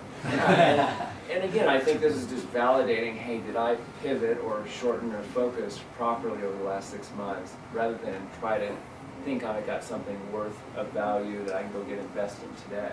It's like narrow, focus. And so thank you guys, all of you. And any other thoughts, questions, or concerns, or what is he talking about? What the hell is this healthcare thing? No, we've got it. Yeah, but having the Rolodex end all Rolodexes the day a pain pill is needed tomorrow is the best place in the world to be. Thank you. Yeah, as soon as the mandate's hit, you come pitch here, you close the round, you go out. All right, so we have time for about one more question to dive into, and then we're going to go around and just set some goals for next month. So, Jason, do you want to talk about your product rollout? You said you had 2 products that you're kind of considering and how to market them. Yeah, so we've been doing things part-time. We're in software development. We've worked in the education space for a long time, and it's been part-time. We're looking to go full-time now. in the last year, we've developed another product in the IT industry space. Both products from a software standpoint, they do the same thing. They integrate with larger enterprise products, $500,000 systems, things like that, and provide additional functionality to the end users, to the customers. So from that standpoint, they do the same thing, but they're two very different spaces, two very different sales markets. On the education side, the sales are, not a lot of people are in that space, so you get higher margins, you get higher revenue, but the sales time is longer. You can go up to 12 months. And again, your customer is? Schools, universities. So they're the worst customers possible. Yes, they have a lot of money and they Isn't don't that like to give it correct, up. Professor Adams? Can you sell the Indian university? Oh, inside joke there. So on the other That's hand, the company that everybody's in on right now. Seriously. Yeah, so it's a good space, keep going. okay. The other space, IT industry. There's a lot of growth in IT. You have a lot of companies that are moving into IT, getting into that space. You can sell them a lot quicker, but you're not going to be selling them for the revenue, the money that you do. An installation or rollout for a school can be anywhere from $50,000 to $75,000 just for the first year. For an IT company, something like that, our market research is saying more like $500 to $1,500 a month. So they're just very different from a sales aspect and all those pieces. So the question is, as we look to go full time and kind of start to develop our pitch deck and funding those pieces, do we need to focus on one? Do we need to drop one? Do we need to split them off? Yes. You don't split them off, you gotta Yes. just pick one. You We just focus pick on one. one, yes. You focus on one. It- But the question is, which one is going to go to the end result? Which one gives you the biggest exit soonest? Okay. It's easy. Or even the soonest. I think the key though is the soonest, right? Well, it's time and money. Yeah. I mean, curves are non-linear, and it's time and money, but whichever gives you the most for the least. If you can polish off one of the products and exit in 18 months for $5 million, for something really small like that. Yeah, and just get, but I think the dilemma we run into is one of the products we've sold, so we have traction, we have customers in those pieces, I think we have better growth play. The other piece, I think, is probably the better way to go, the IT side, but we're 90% done, right? We don't have quite the finalized product, we have a few big customers. Well, then which one do you So like? what's the What do you biggest like? market? Well, no, ask him which is the biggest market. The biggest market, What's your TAM on the two products? primary market-wise, the biggest market is probably, actually, it's probably the university side. I think that the IT component, because I think that product can actually scale to other ancillary industries. So how many universities are there that you can tell? 2005 in the U.S. It's like 2,542. And this is an add-on to Blackboard or what? I don't know. Yeah, add on to PeopleSoft, RMS, Blackboard, Seaboard. Because I have Blackboard in my own use and it sucks. Yes. Yep. So I don't have more stuff. The key is we do it in a better way, and then there's not a repetitive data entry and things like that. So we have better traction in one, but I think the potential for the other is better. So no, wait, let me back up. One's a one-time sale of 50 or 75 grand. No, there's a recurring component to it So too. what's the recurring component? 'Cause we About don't hear that. 8,000 to 12,000 a year in maintenance. Okay, so you're talking a one-time sale with like a 20% maintenance kicker. Yep. So. I mean, I know No, we have to decide I on tell you one. in no uncertain terms to start at the end and work your way backwards to the answer. I think within the time frame of what, 3 to 7 years, somewhere in there. Time is money. And a startup investor is looking for 60 to 70% of return a year. Okay. But your probably going to be in a better position to be acquired by building out the IT part. Right? Yes. Look at a company like Raleigh that's, Well, I that's, mean, that's the dying on the yeah. vine. I mean, you put something together that would help them recover some of their revenues. The IT space is hot, and I'm not sure why you would say the you said there's ancillary products, but the IT space is hot. I mean, because Stack Overflow is one of the top Right. 100 sites in the world. The last thing I'd want to do in my life is to try to sell an academic. Good doctor. I'm not even a salesperson. It is beast. Next to doctors. Oh, no, the very last thing in my Last life. thing, Eliminating spandex much easier. They'll buy anything. And that's fair. That's fair. The next to last thing I would want to do is to be an academic. Oh, my God. And then you need to raise money for these as well. Yes. Yeah. And so, you need. No, it's clear. You gotta, what's the Work- exit? Work back. backwards. I'm Looking at the two products trying individually. I cannot emphasize enough. Start at the end, work your way forward, then throw away all that information, forget about it, start at the beginning and work your way to the end and see how far the two paths diverge from each other. When I work from the beginning or when I work from the end, but you better believe the working from the end path. And go talk to the RVC, what's the name of the company again? Neo Stencil. What's it? Neo Stencil. Neo Stencil. Okay. Neo Stencil. The guy's name is Love, right? You don't want to hear And what I have to Krishna. say about that company. Well, no, I've heard it and I agree. Thank you. But it's. This is the example of the blog we gave earlier, isn't it? What, the bad guy? All right, so we got about 15 minutes left. Usually this time we kind of go around and set some goals for the next month. These are things that are in your control. Can I do one lofty thing, goals. David? Yeah, of course. One quick thing, because he was here last time. Christian. No, not Christian. Angela. He just took off. He just left. Yeah. I was curious about what's going on with him. Yeah, I want to know about him too, because just so everybody knows in the room. That's why he left, he knew we were getting. Well, my wife is at NetSuite. She does implementations and she scopes out projects, and she's had about 3 in the last 6 weeks come through. Stupid stuff. You're looking at how the hell are they making money? They're doing it all on Amazon.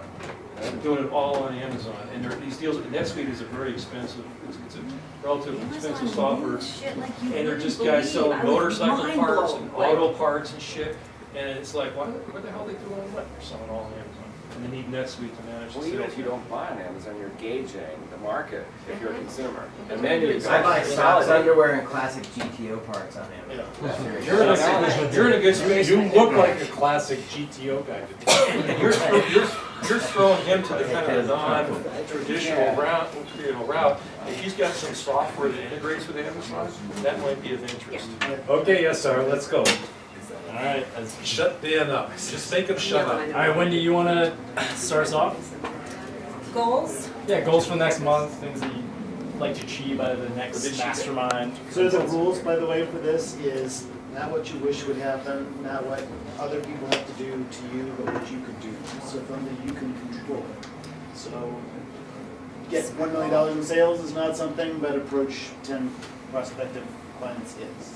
We'll have a term sheet finalized for our first investor and have 2 pitches in between now and the end of the month, end of February.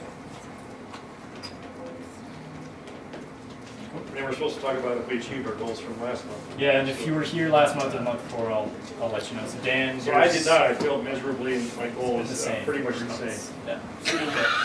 Dan, I've been listening to this goal failure for 2 years. When are you gonna pull one off? So you need to dedicate more time to software development.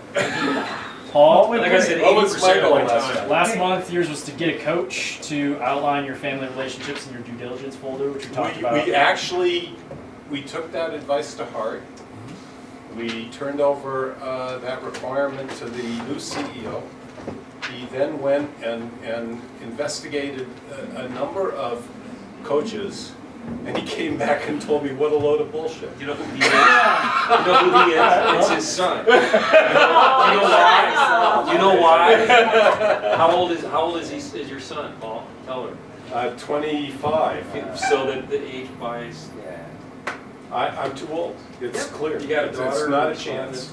I've got a little bit of everything, so I can, yeah. Okay, it's clear. I I got don't have a 23-year-old that chance. wears a hoodie. My goal for next month is to rework the middle part of my course when I work on the financial accounting aspects of entrepreneurship.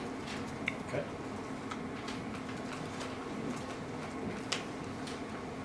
Mike, yeah? I have no goal other than to serve you guys. Put that down. All right, thank you. More beer. He's serving humans. Yep, he's serving humans.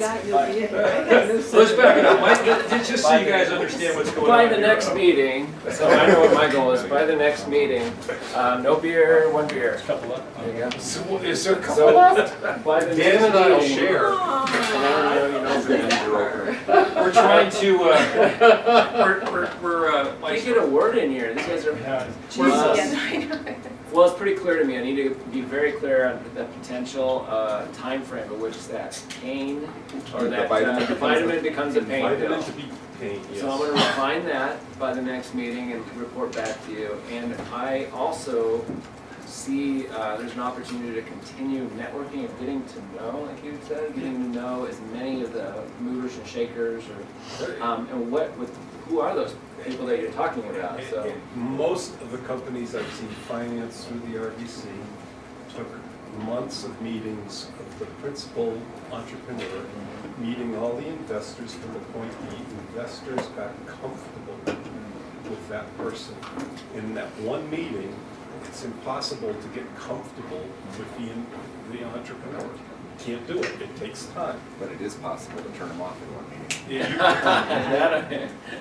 I don't know. It usually takes me 4 or 5. Okay.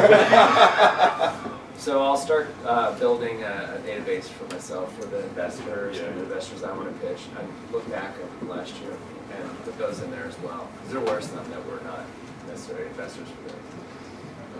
Okay. Two things. Sure. Document it right now. There you go. What Michael Get money. Facelift, all the I things know. we're doing in Silicon Valley these days. Right, There's an article. a little bit of this under, yeah, it would go a long way. There you go. Oh, no, the gray's not, there's no gray. We These don't have kind to of worry about glasses, that. you don't need them. Don't listen I to him. Your heard in one values your meeting I was intelligence. actually too thin and too tan. Someone said that to me. So I didn't represent I wasn't a good representative for my target market because I'm too Especially, thin and too tan. no, if you're I've in heard it Colorado, all. it's a negative. To be in Colorado too thin and too tan to the pasty whites out in New York or Boston. It's a negative. You aren't serious enough. I heard great stuff. All right, so here's what was really helpful for me today, because I don't know if you guys can come in telling, I'm bored with running my business now. I almost want the answer to be no, because I've been bored for a while.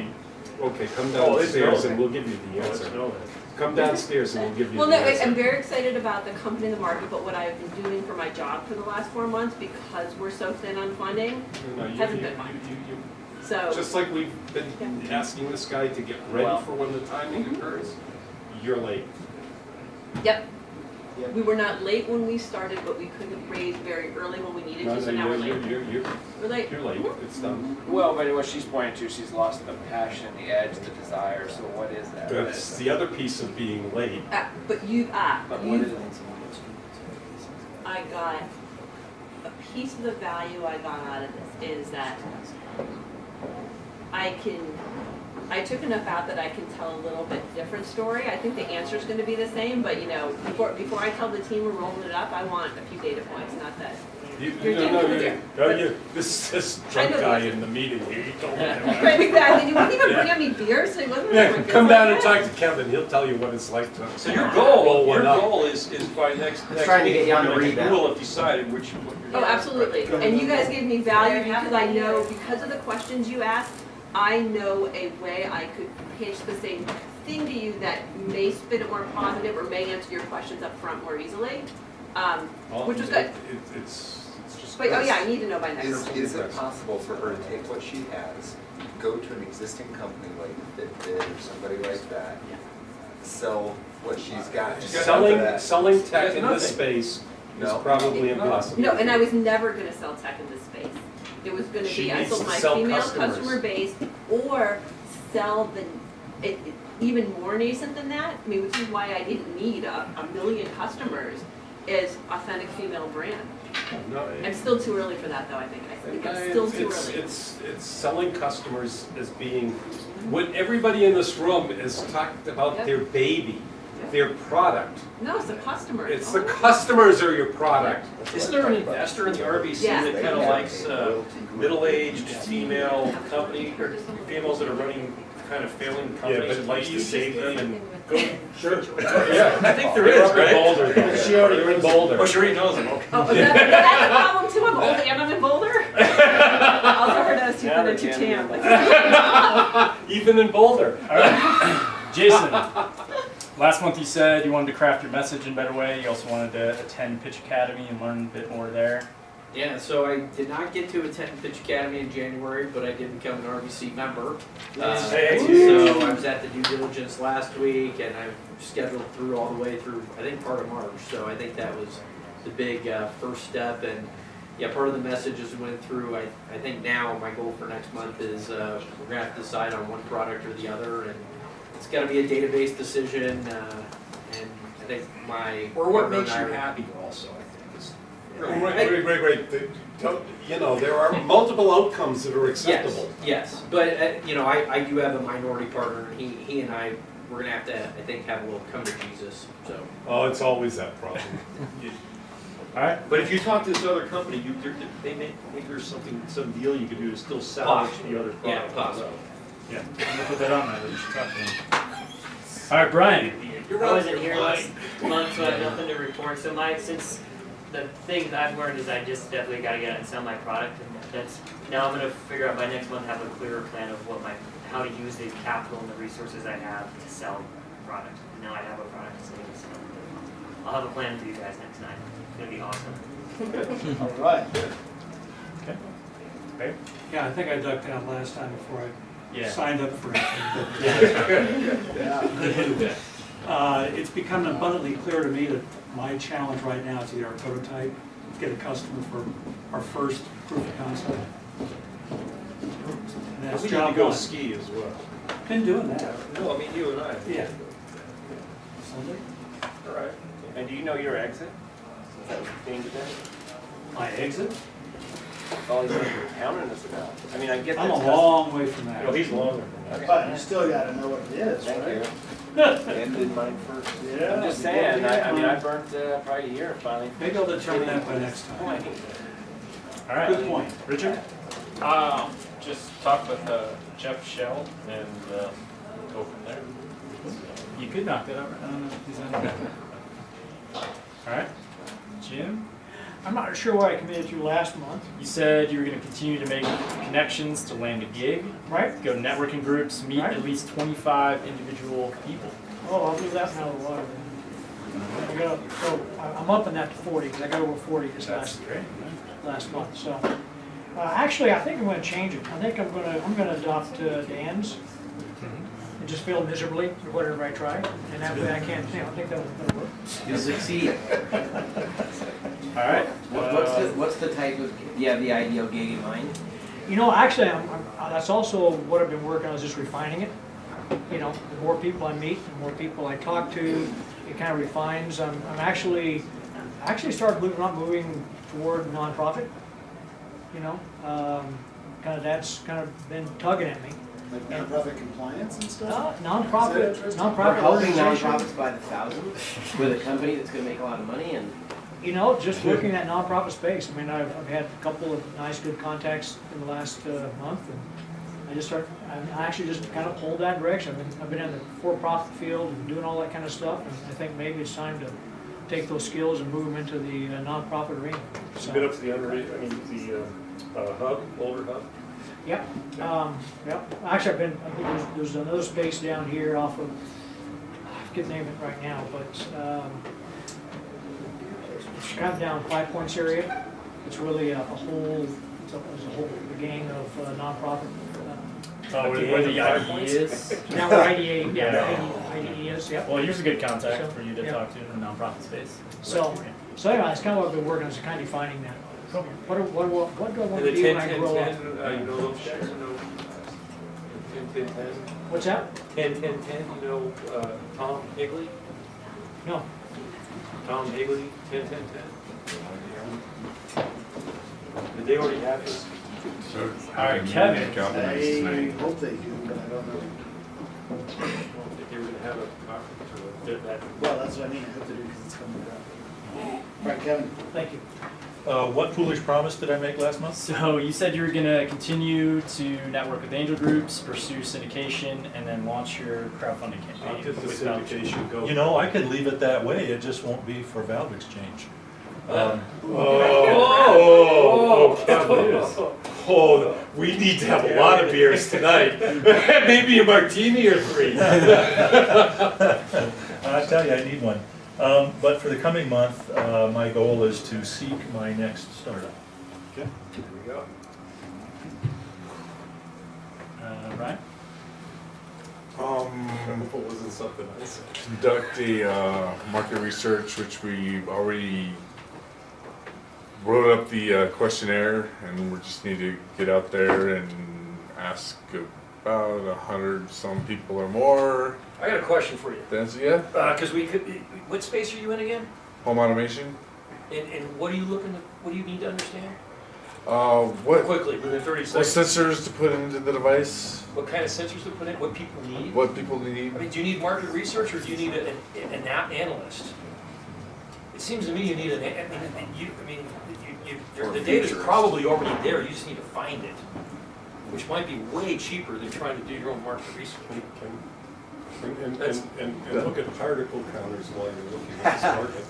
There's this company that I know, FemtoScan. You really should hire them. In fact, I'm meeting with the analyst tonight from Harvard Research. There you go. Well, yeah, because I mean, well, an analyst is typically, a lot of times the data's already there, right? That's a good idea. You know, SurveyMonkey has a thing where you can buy, sending it out to random people, questionnaires, and they'll help you with that. All right, Thanks. Bob?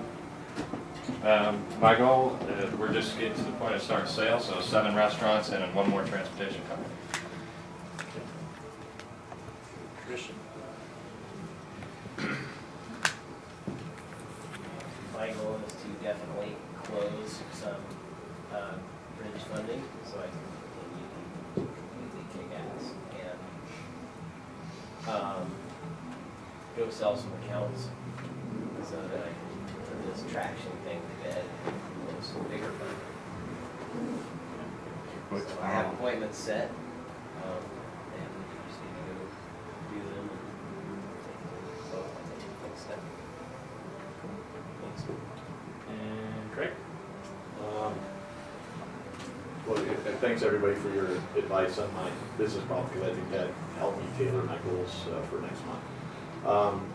I think the 2 key things I need to do, 10 investor or co-development partnership meetings with senior executives or above, them senior executives. And then the other key piece, I think, I heard loud and clear from Peter, was this whole sales piece. So I need to, the other pieces, develop, formalize, I guess I can't control that, so how do I say this? Engage a industry leader for a national sales partnership within the next month. And hopefully get it closed, but I can't guarantee that, so. All right. Good. With a Good minute to goals. spare. Facilitated by the master. He's good. All right, well, thank you all. We'll see you next month. Yeah. And there is no inner circle. Everybody's walking downstairs.